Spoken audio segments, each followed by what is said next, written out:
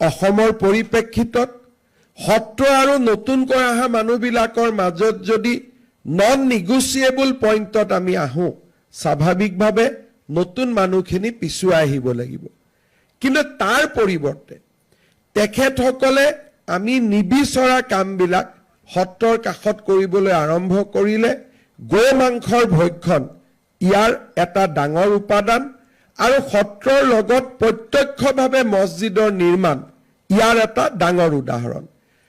যেতিয়া কোনোবা এখন সত্ৰৰ কাষত গো মাংসৰ ভক্ষণ হয় আৰু সত্ৰৰ নামঘৰৰ লগত মছজিদৰ আজান আহে, তাত এটা নন নিগোচিয়েবল পইণ্ট আহে।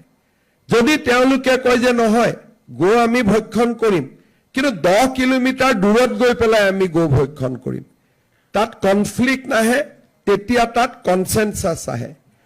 সত্ৰৰ কাষৰ পৰা থলুৱা লোকসকলক পঠিয়াই দিয়াৰ কাৰণে বা সত্ৰৰ মাটিত যাতে সত্ৰই নিবিচাৰে তাৰ কাৰণে দুটা বস্তু ৱেপনাইজ কৰা হ'ল। এটা হ'ল অবাধ বেদখল আৰু অবাধ গো মাংসৰ হত্যা আৰু ভক্ষণ। এই দুইটাক যেতিয়া ৱেপনাইজ কৰি দিয়ে তেতিয়া মানুহ লাহে লাহে আঁতৰিব আৰম্ভ কৰে।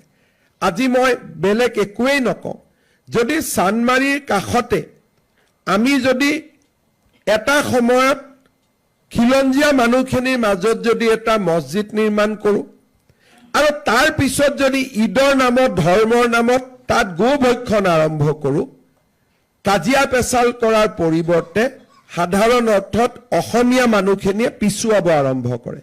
কাৰণ অসমীয়া মানুহে সংঘাত কৰিব নাজানে, অসমীয়া মানুহে কনফ্লিক্টত যাব নোখোজে। তাৰ ফলত ধুবুৰী, বৰপেটা আদি জাগাৰ পৰা আমি লাহে লাহে যুদ্ধত পৰাজিত সৈনিকৰ দৰে আমি লাহে লাহে পিছুৱাব আৰম্ভ কৰিলোঁ।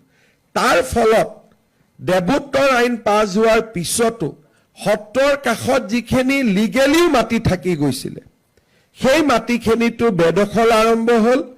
আৰু যদিও ক'ব নালাগে, দুই এটা ক্ষেত্ৰত সত্ৰাধিকাৰসকলেও আন ধৰণে লিজত হওক, নিলামত হওক চুক্তিবদ্ধ হৈ তেওঁলোককে মাটিসমূহ গতাই দিয়াৰ প্ৰৱণতা এটাও আৰম্ভ কৰিলে।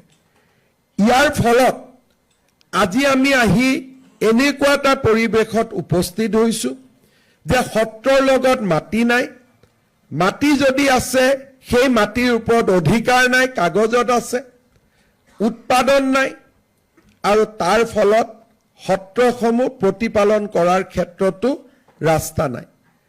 চৰকাৰী অনুদান, চৰকাৰী দান বৰঙণি আৰু কোনোবা শিষ্যৰ দান বৰঙণিৰ ওপৰতে আমাৰ সত্ৰসমূহ আজি জীয়াই আছে।